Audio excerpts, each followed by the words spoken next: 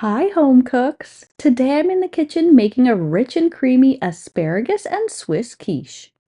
This classic quiche is made with a silky custard base, crispy bacon, and vibrant asparagus. The Swiss cheese adds a nutty, subtle sweetness, making each bite melt in your mouth. The perfect indulgent breakfast, brunch, or even dinner. This classic breakfast pie is packed with fresh asparagus and nutty Swiss cheese. The smoky crisp and salty bacon rounds out the rich flavor profile. Use a homemade or store-bought flaky buttery crust for this timeless family favorite recipe. So let's get into the kitchen. This is how I make a classic asparagus and Swiss quiche. To start this recipe, I'm going to prep all of my ingredients for assembly. I've already lined and trimmed my pie plate with pastry dough, but to make this recipe extra quick and easy, you might want to opt for a store-bought pie crust. If you want to check out my foolproof pie dough recipe, I'll leave a link in the description box below. First up, I'm going to blind bake the crust. This is going to ensure I'm not going to be serving a pie with the dreaded soggy bottom. To fully blind bake a pie crust, you can either line it with foil or parchment paper. I'm going to fill mine with some dried beans, but you can also use dried rice or pie weights. This just helps the crust hold its shape while it's baking in the oven. Bake the crust in a preheated 425 degrees Fahrenheit or 220 degrees Celsius oven for 12 minutes.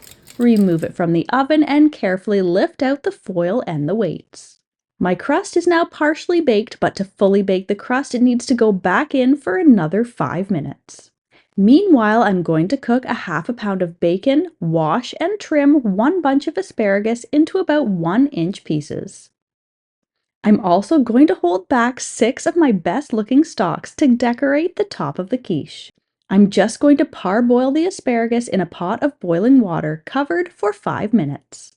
Remove and run it under cool water to stop the cooking process. The asparagus is going to finish cooking in the quiche later on, and I want it to have a bit of texture left to it.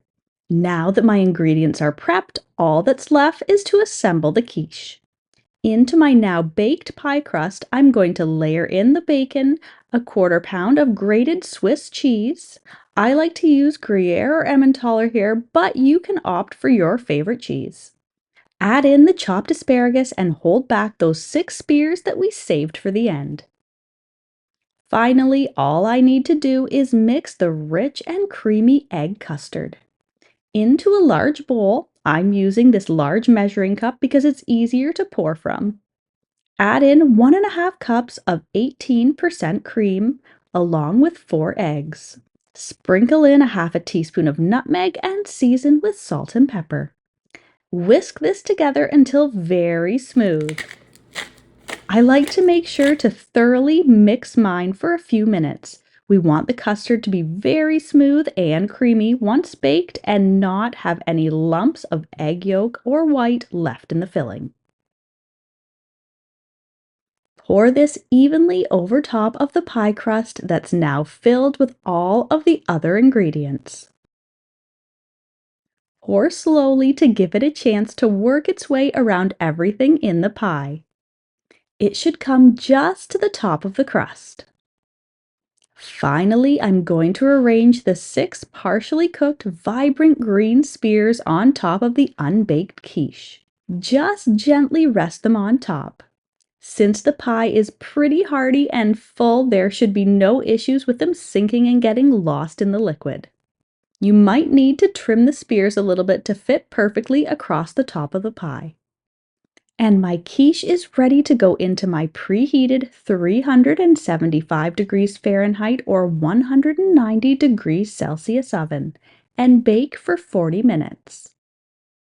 I'm going to place the quiche on a baking sheet just to make sure nothing bubbles over in the oven and because it makes it a little easier to handle getting in and out of the oven.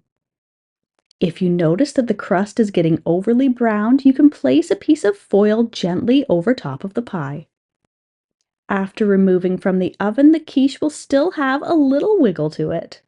Allow it to cool and set until it's warm but not hot. The quiche will become more solid as it cools.